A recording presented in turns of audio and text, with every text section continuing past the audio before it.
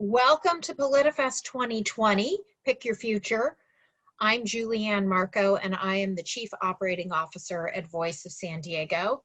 It's great to be here with you tonight. Thanks for joining us. Just a few quick words before we get started.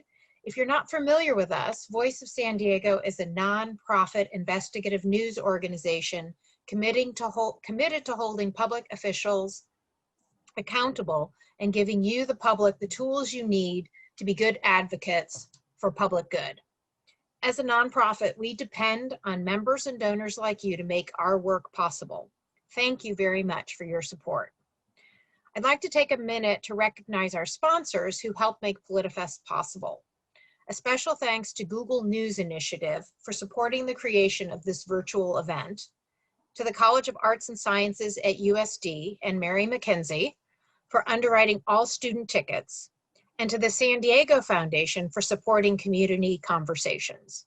And I just want to say we have 10 community conversations happening with dozens and dozens of people participating. And Mary, we had more than 300 students registered as of yesterday. That's great. Yeah, it's been really successful. Also, thank you to Cox Communications, SDG&E, the Atlantis Group, the City of San Diego Retired Employees Association, City Heights Community Development Corporation, the San Diego County Democratic Party, and Business for Good. So I just want to remind everyone there are events tomorrow beginning at 10 and running through noon. So check the schedule on the event website. We're offering several sessions for free throughout the event, particularly tomorrow's session with Attorney General Javier Becerra. And there will be 1 or 2 sessions also translated into Spanish. So check the sessions tab in the event app and you'll see all your options. Let's see, you can also use the event app to connect with other attendees, learn about speakers and sponsors. And I'll post a link in the chat in just a minute. You can buy your very own Voice of San Diego mug or beer glass. So join us all with those. And for chat, I think questions and things, post those in the chat below. I'll keep an eye on those and coordinate with Mary on passing those along. Also, if you could please keep your microphones on mute until you're going to ask a question, Mary or whoever will recognize you. And tweet along with us. Share your experience by using hashtag PolitiFest2020. All right, now let me introduce Marion Mckenzie, who is our moderator and organizer of this session. Mary, take it away. Thanks a lot, Julianne. And I'm just going to take a second to say kudos to Voice of San Diego. I personally know they have been working really hard for quite a long while to make this a success. And they've had some really good sessions, so I hope you've participated in some of them. As Julianne said, my name is Marion Mckenzie. I am a longtime adjunct professor at University of San Diego in the College of Arts and Sciences, which, as she said, is one of the sponsors of PolitiFest, just because we think the dialogue is so important to have about what's going on in the city. In terms of this panel, it is called The Role of Town Councils in San Diego Politics. And so one of the first things I want to note is that probably some of you might not even know what town councils are or if they exist, and if they're related to community planning groups or if they're not related to community planning groups. Town councils are less formally connected to city governance, but that doesn't mean that people in city government don't want to hear from us. Community planning groups focus on land use issues, development of transportation, rezoning, and all that kind of stuff. And they started in the 1960s and 70s, and not so coincidentally, that's when we started first seeing our first town councils as well. There are over 50 of each. There are over 50 town councils in San Diego County. There are over 50 planning groups in San Diego County. We try to work together. Doesn't always work out that way. But again, the scope of community planning groups is much more limited and a bit more formalized. what town councils are for, in my mind anyway, and we'll hear from my colleagues about this, is to provide a meeting space for local community members to discuss issues that are of importance to them. And also we serve as a conduit of information about whatever issues folks are interested in that local community. Yeah, an example, for example, of something that might not be considered by a community planning group. I'm a member of the Hillcrest Town Council. Hillcrest, for those of you who might not know, is an area that's just north of Balboa Park, between First Avenue and roughly Park Boulevard. And we have two major hospital centers in our neighborhood. And because of various reasons that I don't want to get into, or I don't have time to get into, they are doing some major renovations. And they come to our every meeting to be there, to be able to tell the community what's going on. Why? For one thing, huge transportation implications of these redevelopments of these hospitals. That's just one example. In Hillcrest, our chief issues kind of remain, to different degrees, homelessness and parking. Homelessness, of course, has been worsened by, the situation of the homeless has been worsened by COVID. Problem of parking has been somewhat alleviated by COVID because nobody's going out. At least they haven't been. We also tend to focus on things like transportation issues, bicycle lanes and all that kind of stuff, and transportation.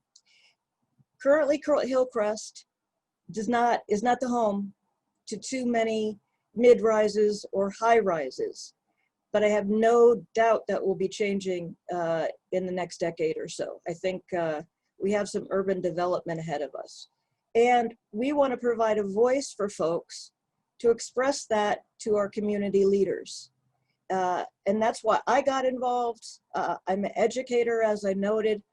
That's what I see my chief role is, as in a town council as well, is to provide access to accurate information about what's going on.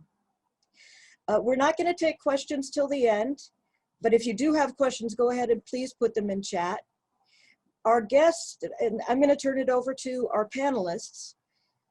We have three folks who have volunteered to help out tonight, this evening. First up, I think, is Brian. I think that's what we decided. Brian White is on the Pacific Beach Town Council. Then we'll hear from Yaeggy from the Claremont Town Council. And then we'll hear from Lynn Haims, who's going to talk about a pretty brand new, I don't want to call it an organization, group, that has tried to get together all of the town councils to talk about stuff. One thing that's really quite interesting, and for any of you scholars, emerging scholars out there, one thing that's quite interesting is that information on town councils is incredibly hard to find. So this would be a great study for somebody out there. What is the role for town councils? And with that, I will turn it over to Brian. Hey, thank you, Mary. Yeah. So my name is Brian White. I'm the current president of our Pacific Beach Town Council. I've been on the board for 4 years and president for 2 years now. So coming up on the end of my second year as president. And before getting on the board, I was an office volunteer for about 6 months. So our Pacific Beach Town Council is a 501c3. It is a community organization that was established in 1951. And when we talk about the role of town councils, I think that Mary really hit on the fundamental role of town councils is providing a forum, a meeting space. Generally, town councils, just like ours in Claremont and Mission Beach, Ocean Beach, hold monthly forums, Q&As, discussing local issues important to the community. And that can vary from community to community, obviously, with many overlapping issues like homelessness and crime and things like that. But there may be some nuances from community to community, and it's important. It's an important meeting place for not only neighbors to get together, but also elected officials to send their field representatives to provide condensed updates to the audience. And I think it's a very valuable tool, not only for the neighbors who can interface this way, not only with field representatives from local, city, county, state, federal offices, but also local emergency services like police, fire, lifeguards. It's really great to hold Q&A with police because there's always something to talk about. It's a very valuable tool, not only for the neighbors getting together, but also for the elected officials. You know, if they ever pay a visit, or just through channeling through their field representatives, they can gather a lot of input and feedback from the community. So it's very valuable for them, but it's not always utilized as well as it should be. But it's there for them, and I think they could utilize it more than they currently do or have in the past. And I think a lot of us in community groups, we feel that frustration in being ignored a lot of times, and so anyway, we try to amplify the voice of the community in local politics for issues, advocating for legislation. You know, we're always on top of the local city ordinances that are coming up to council, and if they impact our community, you know, we're deciding, you know, what position we take on those issues, and we advocate hard for them at city council, ahead of the meeting, through social media, at our town halls, and in various ways. So anyway, Mary already hit on that as a primary function. You know, the way I see the role of town councils also is it's anything you make of it, because a town council can serve many purposes. It's really any way that your particular community needs improving. So that's generally the mission of most town councils, is to improve their communities in any way possible. So I see no limits on that. And so, you know, for instance, our town council has adapted in many ways to different needs just over the past couple years and even months even. You know, we step in and out of our traditional lane to fulfill needs that need to be met. In our case, with COVID, there's been a lot of city services that have fallen off, like weed abatement. There was already, I wouldn't say the maintenance was great, but prior to COVID, but at least there was some. But it completely fell off the map once COVID hit. So our weeds just grew very high on our traffic medians, and became severely overgrown. Very noticeable that there was zero maintenance happening. So our town council stepped up to organize volunteer weed abatement projects, and we continue to do so, and have made a difference in our neighborhood. Whereas the city was not going to make a difference, we stepped up to make that difference. Another thing is sidewalk power washing. That's not something that our town council or any town council traditionally involves himself with. That's usually a business improvement district issue, and even then, you know, they're not always able to do things like that unless they're an MAD. So anyway, we in Pacific Beach, we have a lot of visitors. We have a lot of trash. We have a lot of grime and built up gum on our sidewalks. So we decided to start power washing projects, and we're making a difference.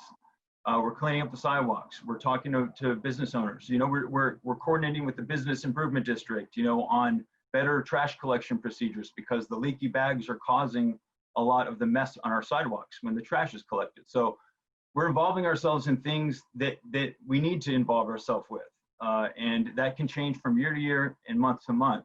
And I think, you know, I don't want to take up too much time, but I think that what a lot of us can realize is that where Eden and Lynn can attest to as well, is this: a lot of times our challenge really is the community really knowing at large, because yeah, we have a tight knit group. We have, you know, memberships and people who get our newsletters, and they know what we're about. But penetrating the community at large, to let them know exactly what we're here for, what our volunteer organizations are about, our town councils. And because a lot of times the name can sound more governmental than it actually is. You know, town council, you know, they may mistake it for a governing body like a city council. And so that a lot of the challenge is, so they may even be blaming our group for certain policies, you know, things like that, when we really have no legislative power. We're really just a volunteer-driven community group that is focused on improving the neighborhood and advocating for it. So I'm sure Eden and Lynn can feel that same challenge as well. So I found with that, as you know, with social media being the huge tool that it is, and in any other way, that prefacing the name of our organization with all volunteer, all volunteer Pacific Beach Town Council really reinforces that message that we are volunteers and we are not government officials, and we're just neighbors who are coming together to make a difference. So with that, I'll pass on to the next panelist. Actually, you know, Brian, I wanted to ask you one thing, and I know I'm violating my own rule here by asking you a question. Sure. But the PB Town Council, one thing that has impressed me is all of your community service work. I mean, I know you've noted the power washing and the weed abatement, but during COVID, you've also done some really creative stuff. I was wondering if you could address like one of those projects. I remember you had the t-shirt project, or maybe that wasn't during COVID. That's right, yeah. Yeah, we put out a contest to artists to come up with logos, designs for t-shirts. And, you know, a lot of these companies have popped up like Bonfire and Custom Ink and companies like that really make it easy, whereas in the past it'd be much more difficult to take on a bunch of inventory and try to sell it at events, as opposed to this online stuff where you can literally just put a design in, they make the shirts, take the orders, and then they ship them out when that 2-week window is up. You have it's basically like a 2-week fundraiser you kind of hold, you advertise it on social media, if people want the shirt, they order them, and then by the end of those 2 weeks, that's when they start shipping. And so you're not buying on extra inventory, you don't even have to handle the shipping, you know, so it's very easy. So yes, we did that, and that has proven to be a good tool for us even after that initial one, because it allows us to raise money, believe it or not. You know, the more shirts you sell, the more percentage they start giving you. And so it was a contest during COVID where we were giving prize money to the artists who won the design, and then to exemplify what Pacific Beach is during COVID. That was the parameters of the design. And so we got some really great designs back from artists, and we ended up picking 2. They were so good, we had to pick 2. And one of them was a hazmat surfer with a hazmat suit on and the surfboard, and it's just, you know, it just says COVID all over it. And the other one was called Quarantimes, which is sort of a play on words to mean like a newspaper, like the Quarantimes. And so it basically was a nice collage, like really well done, that showed different aspects of COVID and quarantine, you know, on the shirt in sort of a newspaper format. It was just excellent. And so, yes, that sale went up for 2 weeks, and we ended up raising about $4,500 for our general fund. So, you know, it benefit things all the way around. We ended up turning that money around and spending it on COVID-related issues, like a volunteer effort that had sprang up that was doing deliveries to seniors and immunodeficient folks, delivering essential items and groceries to them in our neighborhood and beyond. But we ended up calculating that the donation we were giving them was actually covering the deliveries happening in our neighborhood. So we were able to quantify that. And so anyway, it was a really great effort, and also provided some good money to unemployed artists too at the same time. That's fabulous. Thanks a lot, Brian. And I think you have a couple questions coming your way at the end. Thank you. And so next up is Eden Yaeggy, President of the Claremont Town Council. Hi, everyone. Thank you so much. I'm really happy to be with everyone tonight. And I love talking about town councils because they do so much in our communities. So this is a real treat for me. And thank you, Brian, for talking about all those things. There are a lot of things that I was going to talk about. And now I agree 100% with the things that Brian said. So, and we work together quite a bit. So I want to say, yes, I echo what he said already. My background a little bit, I moved to Claremont in 2007. I joined the town council in 2014. I became the president in 2017 and have been holding that office since, and I'll be president through 2021. So it's been quite an education in how community groups work and how to get through this time that's been difficult, not just in our communities, but all across America. So there are three main areas that I wanted to talk about tonight that I think are really important for the role of the town councils in the larger political structure of San Diego. The first one is communication, and Brian touched on this really well. Many times what we're doing is we're acting as a conduit. I think that was the term that Mary used. We're bringing information to our communities that we think is relevant and important to them, and trying to get speakers and explain what's going on in a manner that we can all understand, because a lot of times it's hard to get that information and also hard to understand it.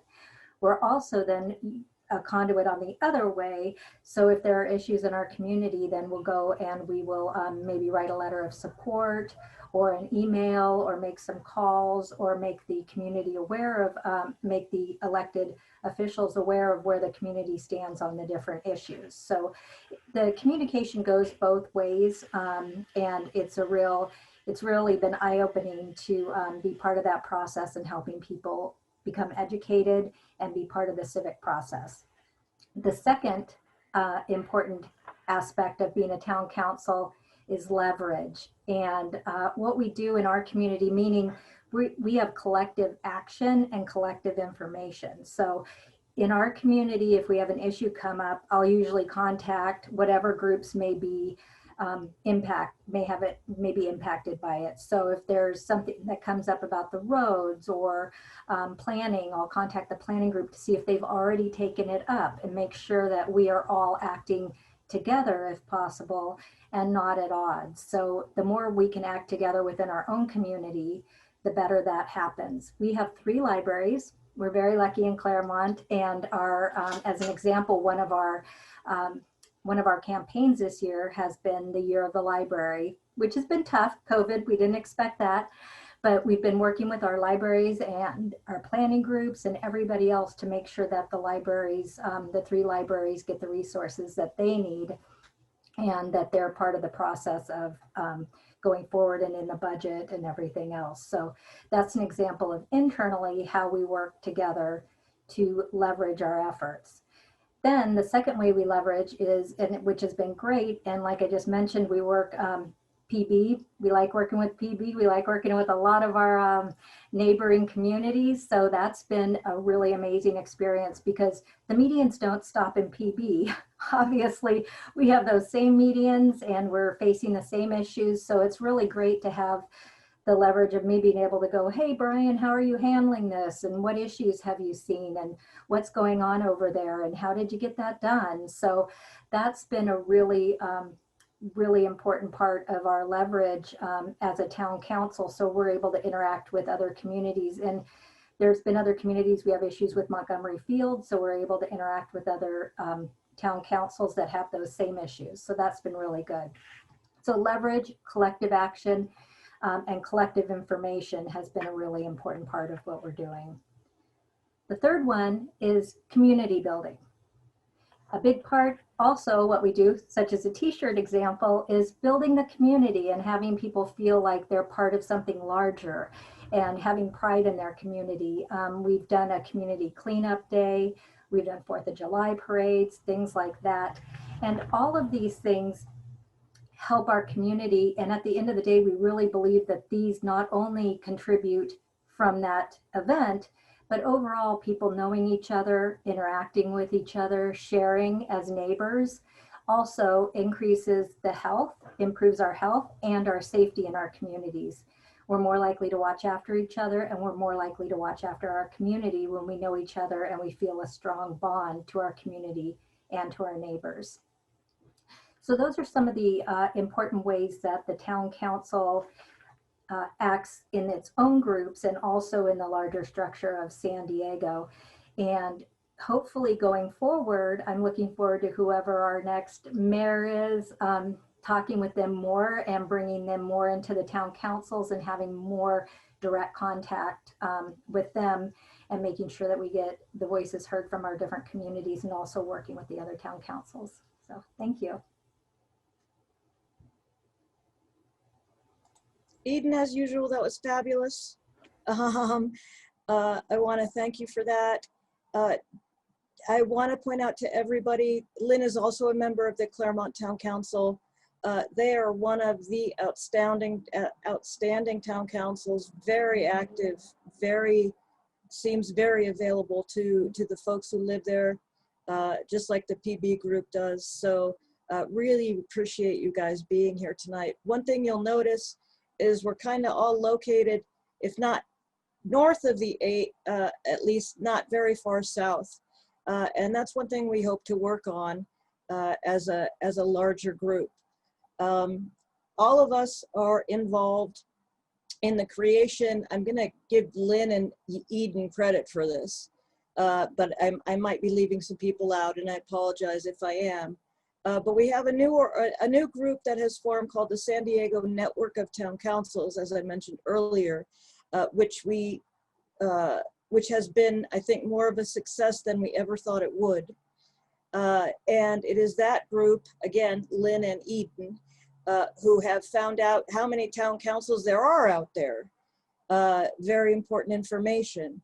And so Lynn Haims is gonna talk to us about this network. Like I said, that I find more successful than I ever thought it would be.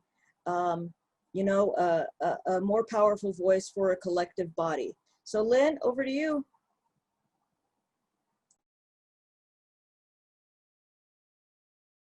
There we go. Hi, everybody. Thank you, Mary. Thanks all. So yes, I thought you might have noticed I'm also on the Claremont Town Council from my background. So in November of 2017, I attended a meeting at the La Jolla Town Council. So we, from time to time, made a practice of going to other town councils, see what was going on with their groups and things like that. And they were having a forum on short-term vacation rentals, which I was interested in. So I attended that. I can't remember if Brian was there. He might have been, or it might have been his predecessor. But from that meeting where we spoke about short-term vacation rentals, which was an issue that obviously is affecting many of the beach communities, and part of Claremont is we consider a beach community, we formed a small group and we named ourselves the Coalition of Town Councils. But it was really a group that was focused on trying to deal with this short-term vacation rental issue, and it included Mission Beach, Ocean Beach, Pacific Beach, Claremont, La Jolla, I think were the initial group. And we actually met a number of times and put together some thoughts and ideas to pass on to the city council on how to deal with this stuff and how to put the ordinance together. They actually did use a lot of our ideas to put that ordinance together, which, as you all may remember, passed and then was later rescinded because of the petition that went through. But in any case, we wanted that group to be bigger. We thought that there was more that group could do than just deal with short-term vacation rentals.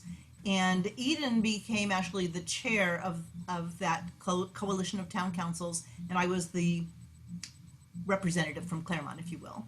And we went out to a number of other town councils and made presentations. We went to University City, that kind of got on board right away, Mission Hills. We met with a lot of different groups, Eden and I together and separately, to tell them, hey, we want to join our town councils together in a way that we can help each other. We can share information, we can share best practices, we can help each other, as Eden was mentioning earlier, how we work with PB on certain issues that affect both of us. We work with University City on things that affect our two communities, and so on. But what we found was a lot of people were very interested and wanted to engage in this kind of joint effort, but the short-term vacation rental issue was not part of their interest. And some people were hesitant to join us because they thought that's what we were all about. And we sort of were at the time. So that group spun off to be the San Diego Working Group on Short-Term Vacation Rentals, which I am still a part of, and a few of the members here as well are, dealing with trying to influence our city council members on how to deal with that. But the rest of us got together and said, you know, we're not about short-term vacation rentals. We're about everything that has to do with town councils, how we engage with our communities, and how we engage with the city and elected officials. So we gathered with Mary and Lil Nova from Sorrento Valley, and we kind of put our heads together and said, okay, we actually met a few times, and we were going to have a board of directors, and we were going to have bylaws, and we were going to have all this stuff. And we found out that nobody wanted that. It was too much. Everybody already has their town council. They already have a board of directors. They already have bylaws, and they have monthly meetings. And nobody was really into that much structure. And so we decided that we were going to make this an informal group called the San Diego Network of Town Councils, which is what we now are. And we don't have a board of directors. We don't have any bylaws. We don't really have any rules other than being civil and being a person that actually represents your community. So we have now, we have Mary, Lil, Eden, and myself. We call ourselves, I guess, the organizing committee. And we've been meeting quarterly. Mary's been putting together a newsletter, which any town council or community association can contribute their little blurb on what they want to say. And we're trying to do that quarterly about what are the issues in your community? What are the issues in Serra Mesa? What's happening in Oak Park? And we've been getting a really good response. So pre-COVID, we had a few meetings, we had a few kind of social hours where we would get 20 different town councils to come. And we would, you know, kind of informally meet and chat and things like that. And we got a little bit more formal where we met and we had somewhat of an agenda. So we wanted each town council representative to come and say, here's the key issues that are happening in our neighborhood. And so that's what it's evolved to. At this point, it's not really a political organization, although we do facilitate helping each other on how to deal with city council, other elected representatives and things like that. But we meet, of course, on Zoom now. We share what are the primary issues that are happening in your community, and then different town councils are able to join together offline to deal with their specific issues. So Serra Mesa is interested in Montgomery Field. So is University City, and so are we. We could meet offline to do something together on that, but it doesn't necessarily affect all the people that are involved in the network of town councils. So it's been very, very interesting to hear what everybody has to say. Some of the issues are the same, some of the issues are completely different. And in August, we were approached by Barbara Bree. She'd heard about the San Diego Network of Town Councils, wanted to come to our meeting. We thought, okay, well, we're not here for politicians to make their pitch to us, you know, to make it easier for them. But at the same time, we do want them to hear what's important to 20 different town councils all throughout San Diego. So since we were allowing Barbara Bree to come, we also invited Todd Gloria as the competing for mayor. And the rule was that they could attend, they could give a very short little intro, and then just listen to the town councils that were present as to what their issues are. And we set the topic for the town councils to be, what is it that your community is looking for in the next mayor? So I feel like that was a really productive meeting, and we would like to do more of those kinds of things in the future. But in the meanwhile, we're just helping each other with things like transformer painting. We did a transformer painting project in our community, and Allied Gardens wanted to do one. So we were able to provide them with forms and the contacts and all of that stuff. University City wanted to know how we got these big murals painted in our community. I gave them the information that we did, and also the person that did a bunch of them in PB, because Brian, I think you have a PB mural group. I can't remember the exact name of it. But it seems to be very productive. I think everybody from the town councils that come to the meetings are very interested in finding out what other town councils do as far as how do you get more membership? How do you engage younger people?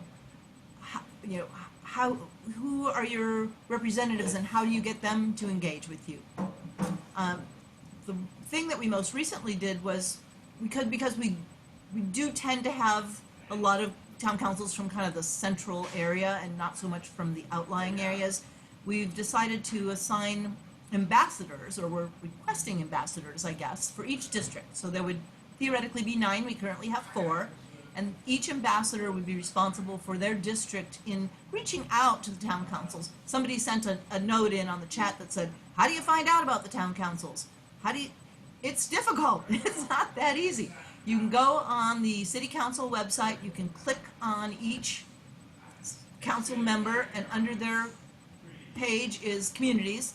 And if you click on the communities page, sometimes there are town councils listed and contacts. Sometimes there are not. Sometimes it's just, hey, there's a town council and we meet every third Tuesday, but there's no contact information. So we're working on a project now to try to identify all the town councils and community associations and invite them and pull them in. We had our last meeting, I think it was September 1st, and I think we'll have one more this year. And we're definitely looking for more ambassadors. We have District 2, 4, 6, and 9, so we need 5 more ambassadors. So if anybody is interested in getting involved with this, it's not extremely time consuming. You don't have to do reports. There's no budget. It's just getting together once a quarter and meeting with like-minded people to find out what's happening in San Diego. Lynn, can you explain a little bit more about the ambassadors? The ambassador is any representative from a town council within a given district. So there are 9 districts in San Diego. I volunteered to be the ambassador for District 2, which is pretty easy because almost all the town councils from District 2 are already involved in our group. And we have an ambassador from 4, 6, and 9. The idea is that person it would be their responsibility to search out the different town councils, community associations, whatever they call themselves. But it has to be a legitimate association that has members, not a one issue, not a one person that's like, okay, I don't want the planes to fly over Montgomery Field anymore, or whatever. It has to be a legitimate association that has, 3 or more members that truly represents their community. So we're trying to find all those associations and make them aware of our organization and try to get them to get involved. So, yep, we need 5 more ambassadors. Actually, you got District 3 too. Pardon me, Mary? You have District 3 also. We have District 3. Okay. Yes, That's we do me. have District 3. I'm sorry. We need 4 So more great. ambassadors. District 1, we pretty much have good representation from District 1 already, but 5, 7, and 8, not so much. So if anybody can help with that, I think this is a fantastic group. I don't want to call it an organization because it's very unstructured, but I think everybody that's been involved has been very happy with what takes place at the meetings. They're not super long. You don't have to do a lot of preparation, but we're getting a lot of great information and connecting people within the community, within the city, to be able to help each other grow their organizations and make them more effective.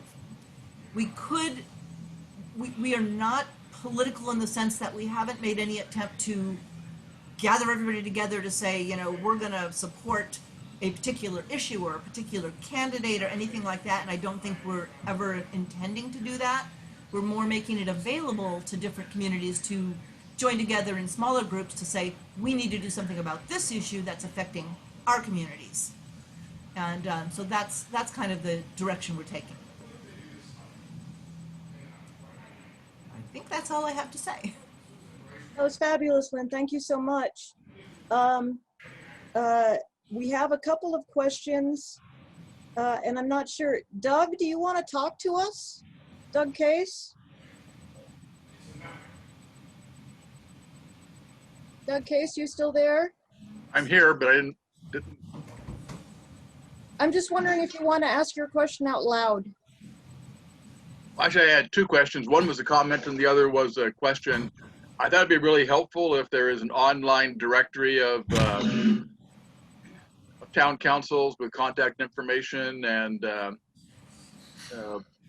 meeting information. I know you're in the process of researching and coming up with a comprehensive list, but once that list is compiled, if you could have a web page where people can go and find the town councils, not only would it be beneficial for people from those communities, but people that are working on issues can easily find the town councils to go to, because as you've indicated, it's sometimes very difficult to find them. So And Eden did, we do have information on the Claremont Town Council website. We have a San Diego Network of Town Councils page, and we are working on assembling this list.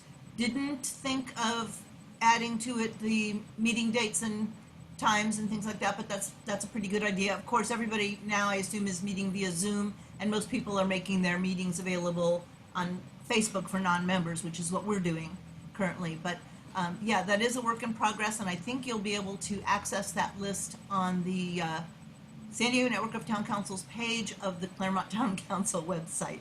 I posted that link, Lynn. Okay. Yeah, I posted that link. Yeah, it can be difficult to find out this information because, like I said, not all of it is on the city website, but there's a pretty good list. If you go on your city council members page and look under communities, a lot of them do list a number of town councils. Well, actually, once we have a new mayor, maybe we can get the mayor to put that on the city's website so people can go. Yeah. I'm not sure they really want to know what we have to say.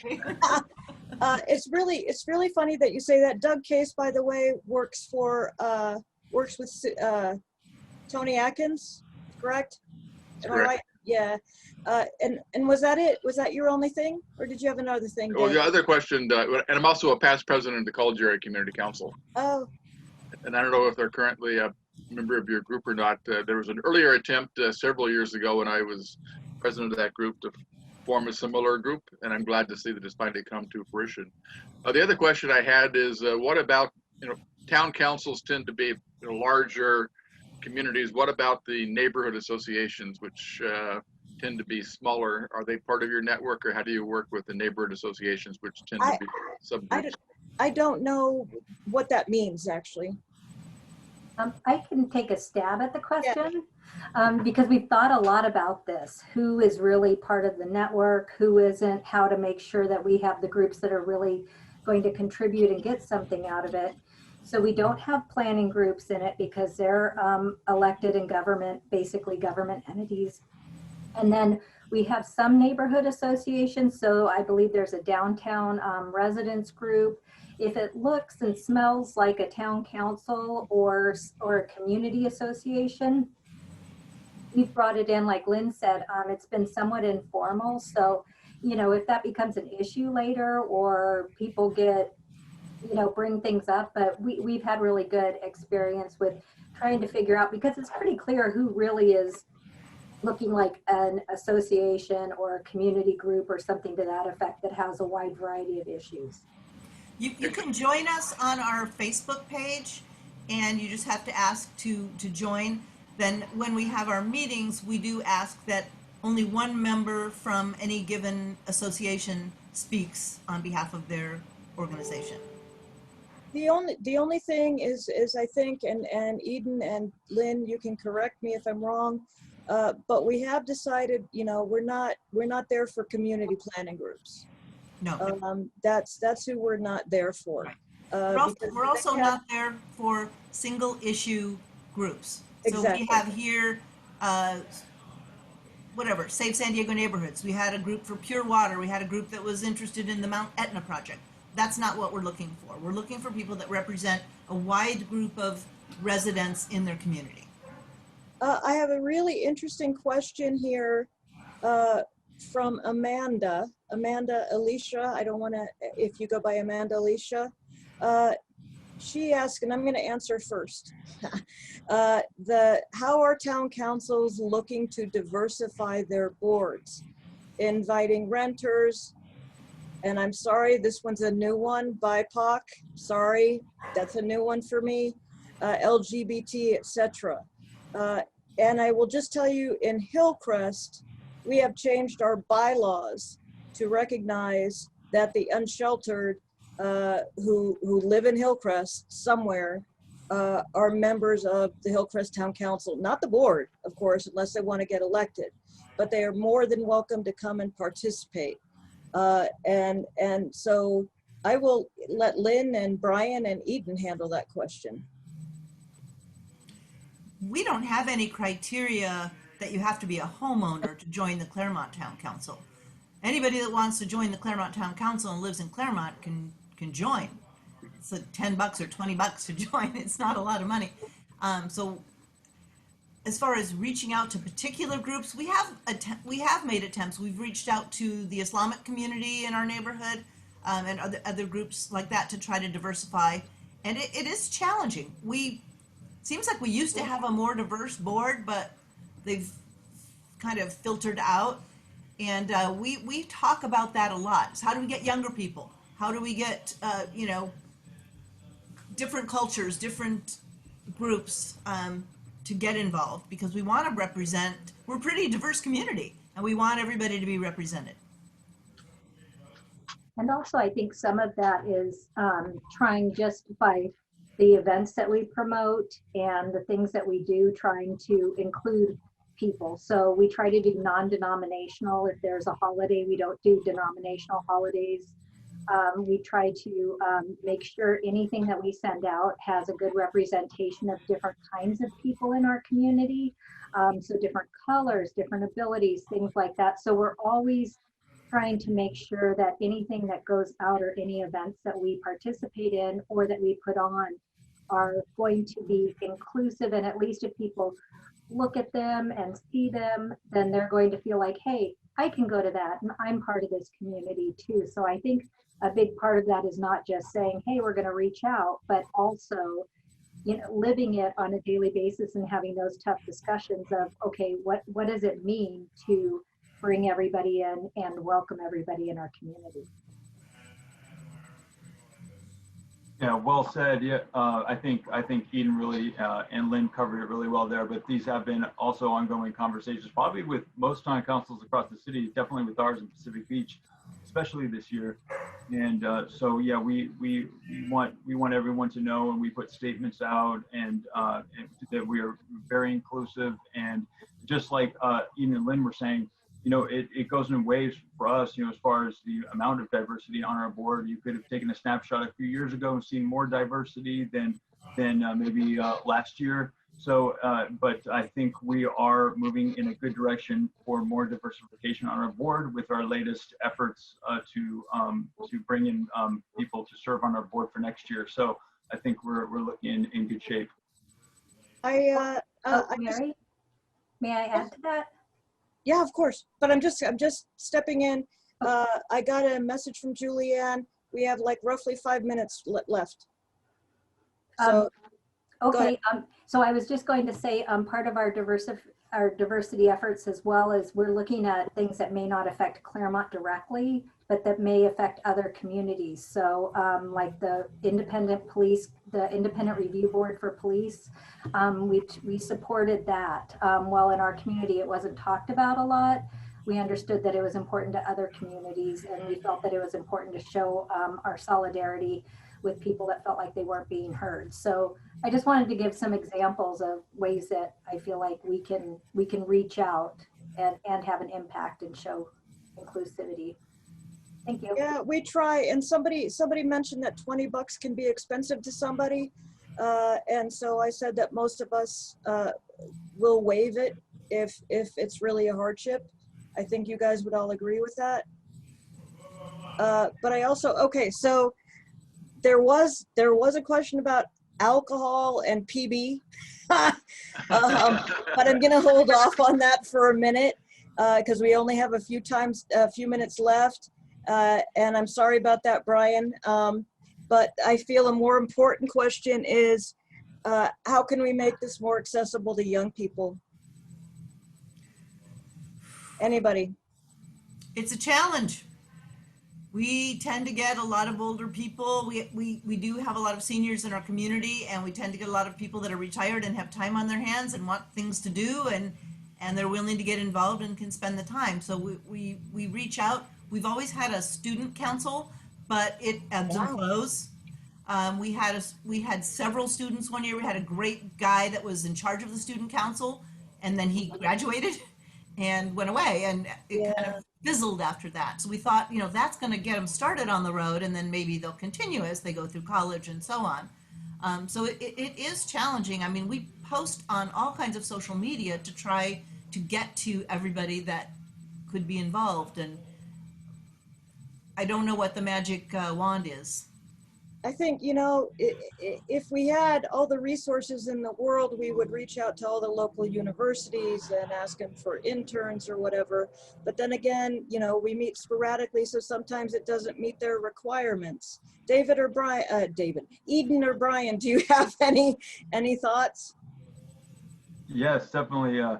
The social media messaging is big. I think everyone's all the town councils are on Facebook, and Instagram maybe less so, but Instagram is huger for the younger generation. So having consistent messaging that connects with people. I can tell you that this year, what I've noticed is that when our town council is really tapping into things that people really care about, believe it or not, basic services like having cleaner sidewalks, taking weeds off of traffic medians, things that people can take pride in their community and volunteer for. We see these volunteers pouring in, seeking us out after we advertise our results out there on social media, the before and after pictures showing what we're doing. Believe it or not, weeds and clean sidewalks are things that people say, I want to be a part of that. I'll volunteer for that. So they seek us out. They message us. They email us. They find us. And What was the first one, Brian? as far as what? Weeds. You said, huh? Oh, weeds, trimming. Weeds. He Okay. didn't say removing, yeah. weed, he said weeds. Oh yeah, weed abatement. Yeah, on traffic medians, so beautification, taking pride in your neighborhood, and people, they're like, they see that and they say, wow, I want to volunteer for that. So then we see these volunteer signups start pouring in. So there's a lot of people out there that want to take part in things like this. So at that then we're finding younger people seeing that stuff on social media, and then they're coming out to our volunteer events, and then we're then lassoing them into board participation. So that's kind of a nice avenue, is getting those volunteer events out there and showing results on social media. You shouldn't give our secrets away about lassoing them into our board information. I'm just kidding. Did get a little funny message from Sarah Beth, who said, any TikTok town council accounts? Not yet. We might need to think about that, though. Didn't they get sold? And then, I don't know, I know we only have a couple minutes left, Brian, but somebody did say so many alcohol establishments in PB. What do you do about that? What can you do about that? Do you do anything about that? Oh, that's the age-old debate, and a very divisive issue for our neighborhood. If people on all sides of that, definitely this issue came to a major head in 2011, 2012. We do have a lot of alcohol establishments along Garnett. We do have a lot of bars, and that can correlate that to a higher crime rate. We're number 2 in aggravated assaults within any neighborhood in the city, and a lot of that happens along the business district. You have people who are drunk and get in fights, so that correlates to some degree. Who's number 1? For aggravated assaults, I think East Village. East Village. So we come we follow East Village in a lot of the crimes. We're number 2 in violent crime in San Diego and Pacific Beach. It's a real shame. So as far as alcohol, some people suggested getting on board with conditional use permits. So these are things that people are pushing for and having conversations with our mayoral candidates about. What does that mean? I'm not an expert on it, but it would allow more local control over the types of permits that are given. Actually, we have Carl Rand here. He's on the planning group. He may know more details about that than I do.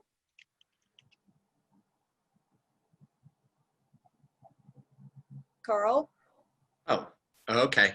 But you got to be brief. You got to be brief because we're we're at our time, but Okay, basically the power over alcohol licenses used to be under the control of actually the planning group, and then it kind of got taken away from us and is more kind of on a state level with the Alcohol and Beverage Control Commission. So it kind of was taken away from us for a while. We were working on it, and then it's really kind of at a state level now. So we really don't have much power to do anything about it at this point. thank you very much. I think I'm not muted. Thank you very much, Carl. Julianne, I think we're done. Yes, thank you all. That was such an interesting conversation. I really appreciate it, and I appreciate all of the panelists. Mary, thank you for organizing it. I think that's exactly the kind of conversation we want to be having at PolitiFest, is how do you get involved, right? That's what Voice of San Diego's mission is about, is helping people like us, ordinary citizens, understand our community and understand how we get engaged. And this is a great opportunity. So thank you. Thank you for bringing it forward. We did record the session, and we will be making it available to all participants in PolitiFest, and possibly publishing it as well for general public sometime after next week. So thank you all. I appreciate it. I hope to see you tomorrow. PolitiFest starts at 10 a.m. There's sessions at 10, 11, and 12. So we'll look forward to seeing you there.